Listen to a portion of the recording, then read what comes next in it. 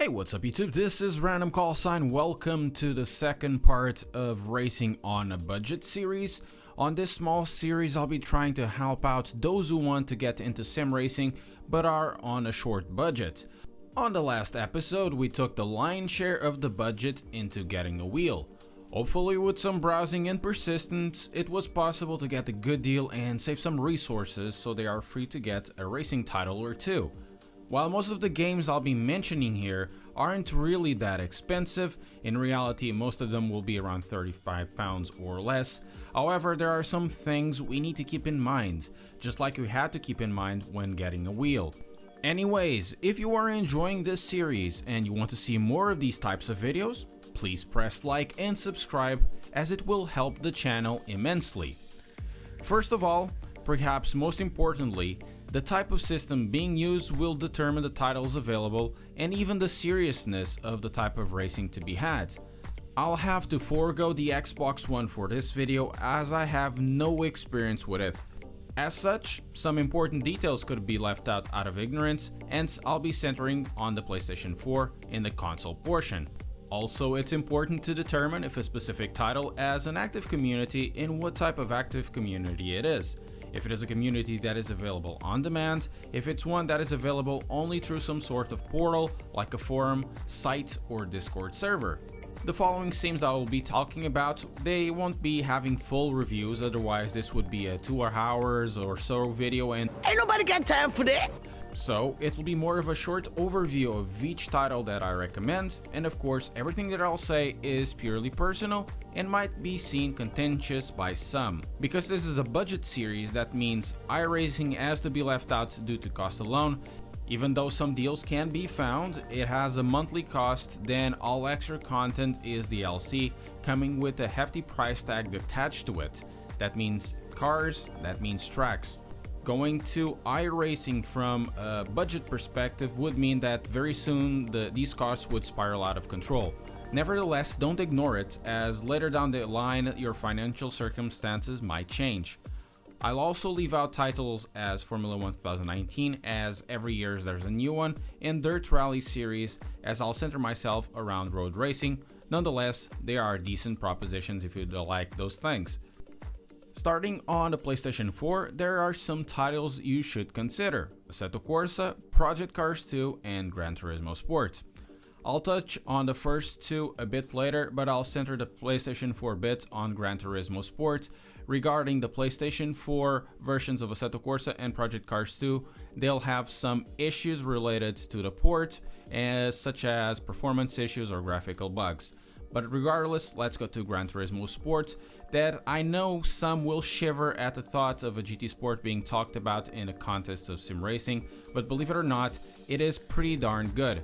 It delivers believable physics. It might be not the most accurate, but at the moment they are at such a level that it really doesn't matter anymore. GT Sport has a huge community, all due to many of its mechanics. Firstly, as a Gran Turismo game, though admittedly not a full-fledged one, it brings the experience of driving some of the most appealing cars in existence. The graphics are phenomenal for a PlayStation title. The handling is pretty great as well. But the crown jewel on the GT Sport is the matchmaking functionality that works really well with the vision that Kazunori Yamauchi, and I'm basically destroying his name here, as for what GTS should be. It has around-the-clock racing due to its huge community with leaderboards, matchmaking, all of it connected to a well-crafted esport experience that has its apex on Nations and Manufacturers Cup, which is an event that is broadcasted all around the world, hosted by known personalities such as Jimmy Broadbent. On the PlayStation 4, this is the title, so if you want this console, it's pretty much a no-brainer.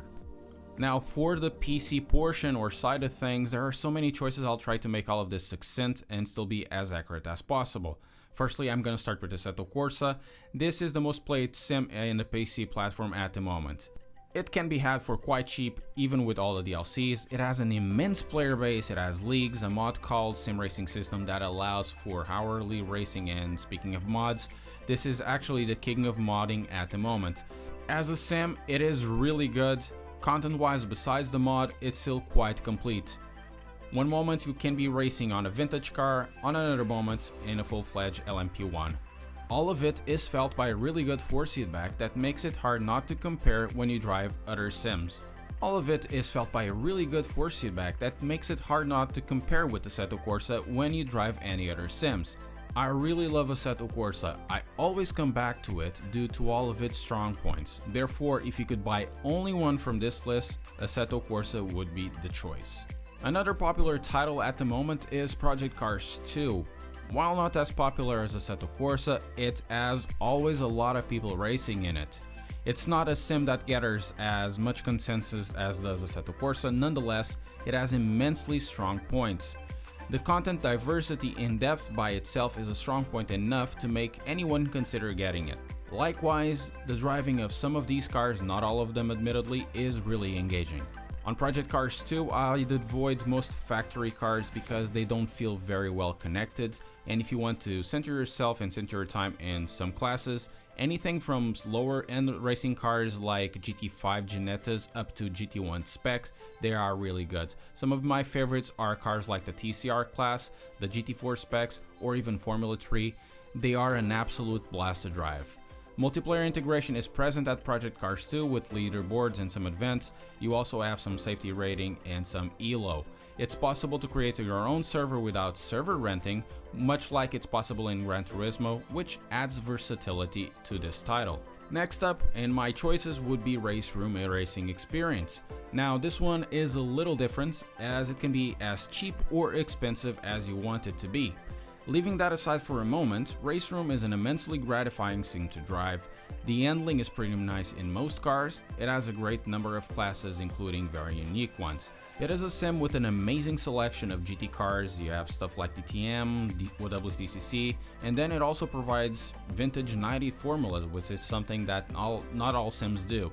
Tracks wise, it's very complete, with very well-known tracks like Portimao, Nürburgring, Nordschleife, Imola, Monza, then a small selection of urban tracks like Macau or Norris Ring.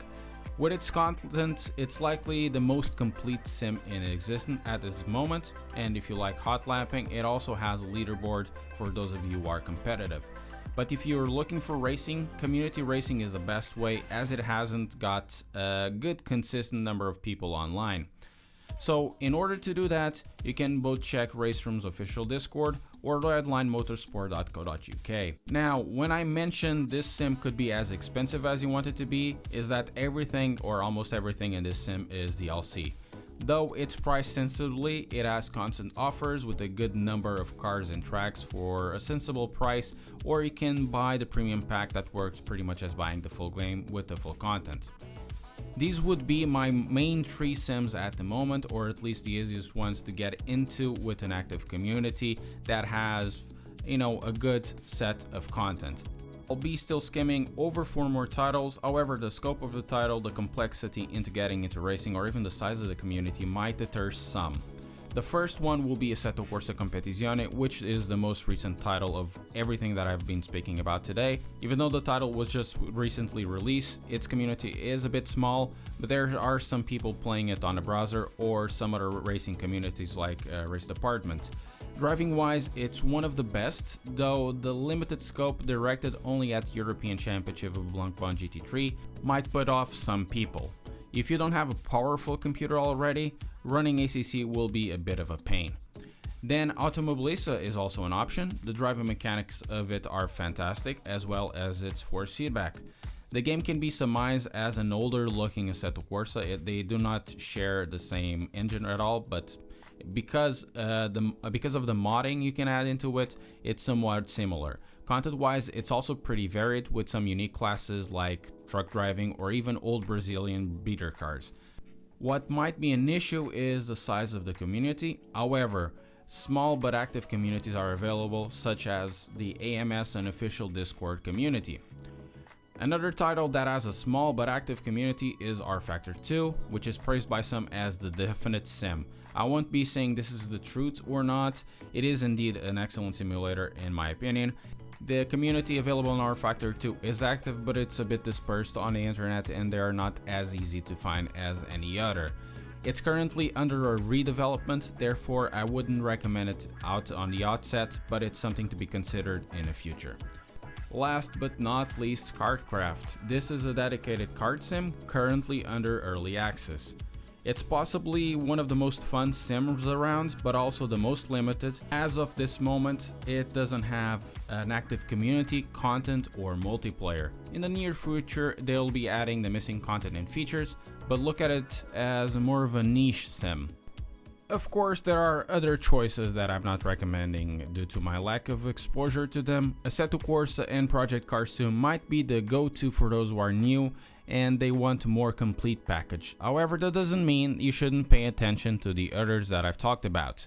And that's basically it, guys. I'm going to leave you here. Thanks for watching. Depending on the type of reaction of these videos get, I might expand this series just a couple of more episodes. If you did enjoy them, don't forget to leave a comment, like, subscribe. Also hit the notification bell so you'll see new notifications of videos and streams as they come out. Thanks for watching, and I'll see you next time.